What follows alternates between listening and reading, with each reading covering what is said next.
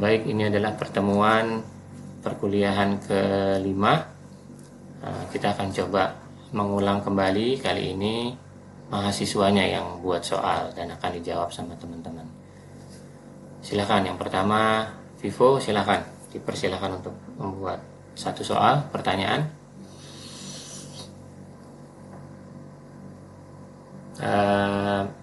Ininya speakernya Vivo.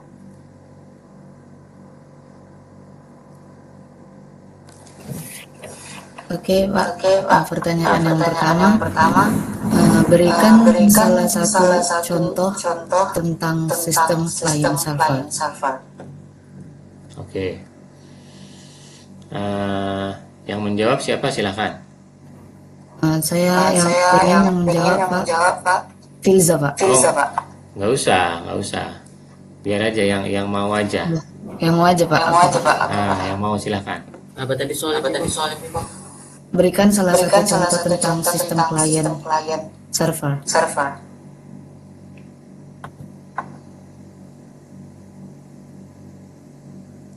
Silakan Yudi. Tadi Yudi yang nanya ya? Rapi, Pak. Oh, Rapi. Gimana, Pi? Gimana, Pak? Mau menjawab pertanyaan Vivo tadi? Maaf, jaringannya apa sih? Client server gimana? Client server. Client server. Kemudian pertanyaannya? Contohnya seperti apa tuh client server? Oh, jaringan client server itu, Pak. Iya. Database client server. Database client server. Database client server itu contohnya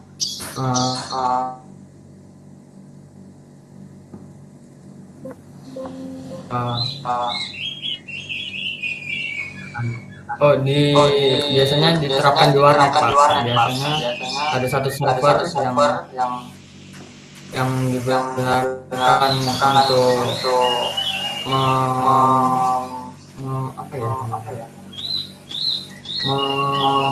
memperhatikan atau mengawasi klien-klien yang lain serta memberikan beberapa fasilitas ke klien juga, Pak.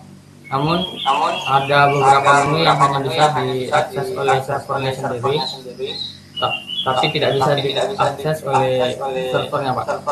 Server juga hanya ada satu unit, sedangkan kliennya itu ada beberapa unit. Ini sepertinya nyampur ya dengan sistem jaringan. Tapi nggak apa-apa. Nah, silakan yang kedua, Rapi yang bikin soal. Saya yang bikin soal. Ya.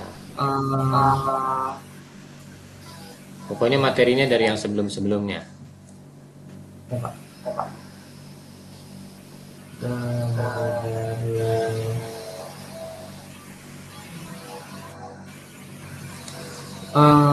Coba sebutkan satu contoh sistem terdistribusi aja. Oke, siapa yang mau jawab sistem terdistribusi? Yang jawab nanti dia yang bikin soal. Ini nggak semua ya, nanti mungkin hanya 3 orang saja. Siapa ya? Dava, tadi Dava sepertinya duluan join. Masih ada nggak Dava ini? Jadi sudah dapat aja. Nah, Dava ada. Kalau Dava mau jawab boleh. Kalau nggak ada, yang lain Dodi boleh, Filza boleh, atau siapa tadi? Supri boleh.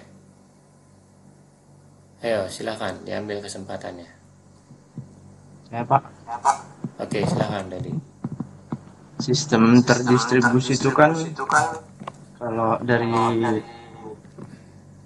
definisinya dia kayak ada sekumpulan data, cuma dia tersebar di beberapa tempat. Jadi misalnya di satu tempat ini lagi bermasalah, di tempat yang lain nggak terpengaruh dia. contohnya itu kayak Google. Ya. Ada Google Maps, ada Gmail. Kayak begitu, Pak. Oke. Baik, terima kasih ya. Nah, cukup ya 3 orang saja. Nah, saya coba akan mengulang sedikit kembali tentang pertemuan kita yang kedua nih ya, kalau nggak salah, tentang arsitektur sistem basis data. Jadi ada yang standalone, ada yang centralized, ada yang client server, ada yang distributed, gitu ya. Nah, contohnya kalau standalone, ini saya akan kasih lihat di tempat saya tadi. Nah, ya, jadi kalau kalian punya komputer, nanti kalian boleh masuk ke sini untuk mendownload ya. Bisa pakai sam download. Ini alamatnya ya, apacefriends.org download. Nah, ini kalian bisa download yang versi terakhir, misalnya ini yang Windows, kita fokus di sini. Bisa yang 815. Nah, yang ini nih, yang paling bawah ya, kalian download. Setelah itu installnya juga sangat biasa saja. Nah, kemudian nanti kalian akan muncul seperti ini. Nah, ini dia SAM control panelnya. Ketika ini muncul, nanti kalian jalankan start yang Apache dan MySQL. Apa itu Apache? Apache itu web server. Kemudian MySQL ini database server. Jadi sekarang saya sudah menjalankan start Apache dan start MySQL. Jadi artinya laptop saya ini sudah berfungsi sebagai server. Ya, komputer saya sudah berfungsi sebagai server. Sehingga kalau yang namanya standalone, ya ini standalone, dia berdiri sendirian, jomblo, ya. Nah, kalau yang jomblo itu dia ya udah mainnya tuh begini. Localhost. Nah, localhost itu bisa disebut sebagai komputer. Sedangkan lokal ya berarti ya di sini saja, berarti adalah ini komputer lokal. Kalau saya akses localhost, dia akan otomatis ke sini, terbuka. Kalian sudah ada pelajaran yang serupa nggak di mata kuliah lain? Sudah Pak, di semester 1 yang hari itu. Nah, pakai ini juga atau pakai yang WAMPP? Pakai Zampi juga Pak. SAM juga ya? Iya. Nah, berarti kan kalian sudah tahu lah ini. Nah, kemudian kalau kita ingin mengakses database, ini kita ke sini. Ya kan, PHP MyAdmin. Nah, inilah dia database yang ada di lokal. Inilah yang dimaksud dengan standalone. Kita bekerja dengan database karena kita materinya rancangan database. Kita bekerja di database lokal. Servernya pun server lokal, artinya komputernya komputer kita pribadi. Nah, itulah yang dimaksud dengan ini arsitektur standalone. Dia bekerja di satu komputer saja, tidak bisa diakses dari luar, tidak bisa diakses oleh klien-klien yang nggak ada. Dia kerja di situ sendiri. Oke, cukup jelas. Nah, kemudian kalau centralized system, ya kan, centralized system ini sistem basis data yang dijalankan pada sistem komputer tunggal, tidak berinteraksi dengan komputer lain. Pengguna terkoneksi ke komputer pusat melalui terminal. Ini kata kuncinya nih. Terkoneksi melalui terminal. Ini kata kuncinya nih. Kata kuncinya di sini. Ini di edit enable dulu.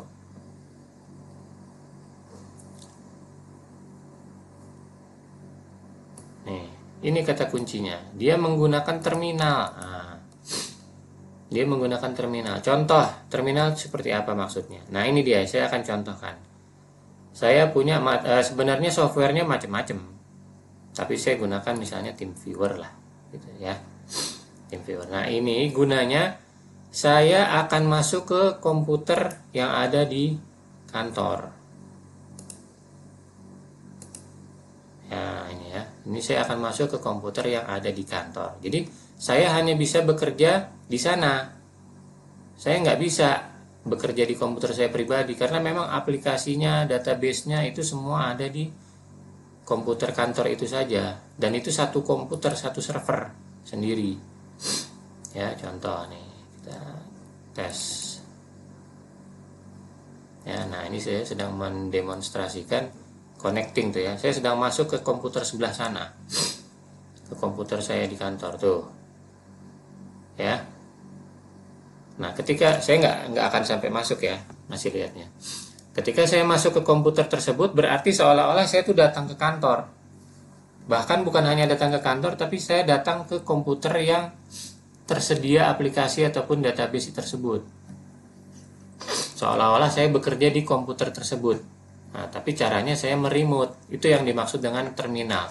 Terminal itu jangan kalian bayangkan kayak terminal Pinang Baris, apa namanya, stasiun bus gitu, bukan ya. Kalau terminal di terminologi komputer itu maksudnya adalah alat bantu ya, device pembantu untuk bisa masuk ke komputer yang lain. Seperti itu. Sampai sini cukup jelas? Cukup, Pak. Yang lain gimana? Suara Vivo aja nanti yang ngerti nih. Yang lain ngerti nggak? Pak. Ngerti, Pak. Ya? Ngerti, Pak. Ngerti? Oke, ngerti ya. Jadi itu tadi yang dimaksud dengan centralized ya. Dia terkoneksi melalui pusat ke komputer pusat. Artinya saya tadi coba masuk ke komputer saya yang di pusat di kantor melalui terminal. Nah, terminal itu memang ada beberapa ada beberapa device ataupun tools pembantu ya. Salah satunya contohnya ini. Nih, TeamViewer. Ya, TeamViewer ini artinya fungsinya dia untuk meremote control komputer saya. Nah, itu maksudnya melalui terminal ya. Melalui terminal itu. Atau ada fungsi lain yaitu namanya remote desktop. Nah, remote desktop connection. Nah, ini juga sama. Kalau kita punya satu komputer di kantor yang ada yang ada IP publiknya, bisa diakses dari luar. Nah, kita gunakan ini, kemudian kita klik connect, kita masuk ke komputer kita di sana. Gitu. Nah, jadi ada dua nih ya. Nanti mungkin keluar di ujian, catat yang kemungkinan tools untuk bisa masuk ke komputer tersentral tadi namanya remote desktop connection misalnya, atau remote desktop terminal gitu ya. Satu ini, kemudian yang kedua ini TeamViewer. Ini salah dua saja, kalau jenis-jenis softwarenya banyak gitu ya. Nah, kalau client server. Nah, client server ini kan kalau kita berbicara tentang basis data ya.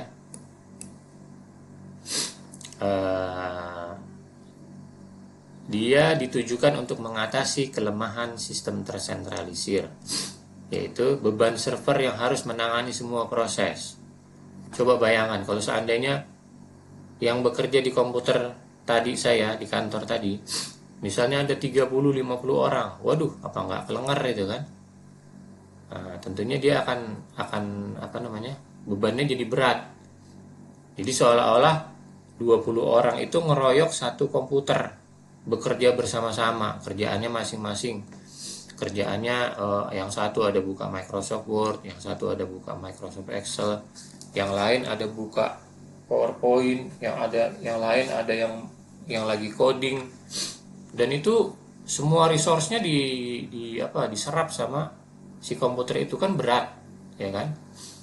Nah, jadi dengan client server ini dia akan membagi beban, mana yang sebenarnya bisa dikerjakan di client, mana yang bisa dikerjakan di server. Jadi dia nggak berat dalam menampung semuanya pekerjaan-pekerjaan itu. Nah, ini contohnya. Memang gambarnya mirip sih, gitu ya. Gambarnya mirip, dan yang Rapi bilang tadi itu ya memang nggak salah kalau sistemnya itu sistem warnet itu klien server, betul, karena ini misalnya nih, ini adalah klien warnetnya, ini server warnetnya satu gitu kan ya. Ya itu juga bisa dibilang nggak salah, tapi karena kita sedang berbicara tentang database, nah jadi kurang lebih gitulah, databasenya ada di servernya warnet gitu ya, sedangkan klien-kliennya itu ya di sepanjang lorong itulah, di sepanjang lorong warnet gitu ya, bisa disebut seperti itu. Lebih yang Raffi bilang kan, yang Raffi sampaikan ya. Nah, tapi kalau dalam kondisi nyata itu kan dia satu ruangan, Pi. Nah, kalau dia beda ruangan bisa saja. Contohnya kliennya ini, server database-nya ini ada di kantor ataupun kampus LP3I. Ya, sedangkan klien-kliennya ini tersebar. Misalnya ada yang kalian tinggal sekarang di rumah di Kisaran, ada yang di Brastagi barangkali, ada yang di Medan. Jadi klien-kliennya tidak hanya dalam satu gedung, ya. Karena kalau warnet kan dia satu ruko aja tuh, ya kan, di satu ruko sama-sama di situ. Nah, tapi bisa juga diperluas bahkan sampai di luar seluruh dunia. Bisa jadi nih, misalnya kita sedang membuka websitenya, nah website lah gampangnya, ya website. Contohnya websitenya LP3I. LP3I ini PLM, LMS. Nah, ini saya sedang ada di Amerika misalnya, atau saya kemarin sedang di Jakarta. Bisa saja dibuka dari sana. Gitu ya. Ini PLM ACID.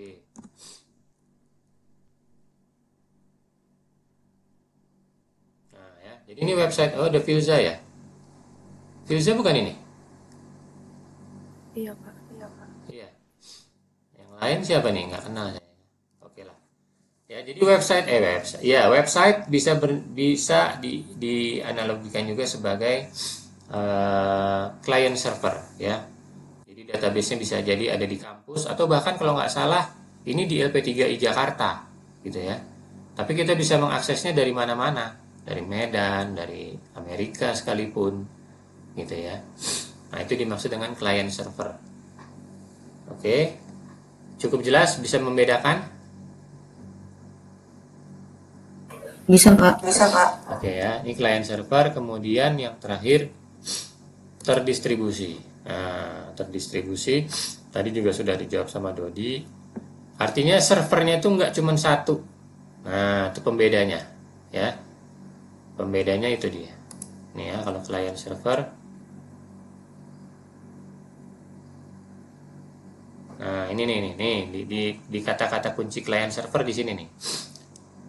Pusat datanya ini server system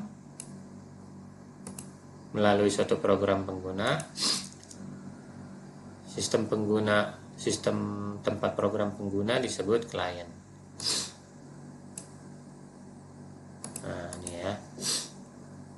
Nah, kalau terdistribusi, mana dia? Nah, ini perbedaannya ya. Padatnya lalu lintas data antar server dan workstation diatasi dengan mekanisme transfer data yang lebih efisien. Jadi nggak semuanya itu pekerjaan dikerjakan di server, tapi kita bagi tugas. Ya, klien ada dia mengerjakan perhitungan, kemudian perulangan. Kalau server dia menerima data masukan, menampilkan hasil. Jadi dibagi tugasnya, jadi nggak berat si servernya itu. Tapi kalau tadi centralized ya, terpusat, sistem terpusat yang sebelumnya disebutkan, nah dia semuanya beban ada di server.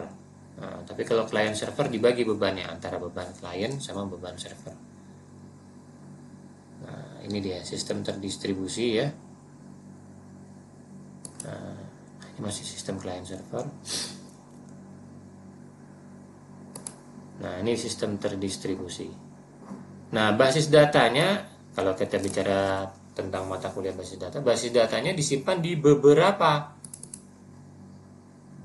komputer. Komputernya terdistribusi dan dia berkomunikasi satu sama lain. Nah, ya. Contohnya ini. Dia ada yang database-nya ada tersimpan di Singapura, ada di India, ada di Indonesia, dan sebagainya. Jadi dia saling berkomunikasi, saling bertukar data, sehingga misalnya data yang ada di Zimbabwe sedang down, servernya sedang down, dia tidak akan terganggu karena masih ada sistem server ataupun database yang di Singapura maupun di India. Jadi seolah-olah kita nggak terasa tuh buka email, udah buka aja, padahal yang di Zimbabwe sedang down misalnya, seperti itu. Ya, nah ini kalau saya beberapa kali mengulangi, itu dia. Sepertinya masih belum pas saya mendengar jawaban dari adik-adik mahasiswa ya. Nah, kemudian kita lanjut ke model data relasional pertemuan terakhir kemarin ya, 2 minggu lalu kalau nggak salah. Ya. Nah, dari sini kita sudah belajar contoh database perpustakaan yang saling terhubung ya. Nah, kita juga sudah mempelajari ini table atau disebut relasi, kemudian kolom atau atribut atau field atau derajat relasi. Kita juga sudah belajar baris, tuple, record, kardinalitas, kemudian juga sudah belajar domain ataupun batasan. Nah, contoh ya. Nah, ini kalau kita membuka kita.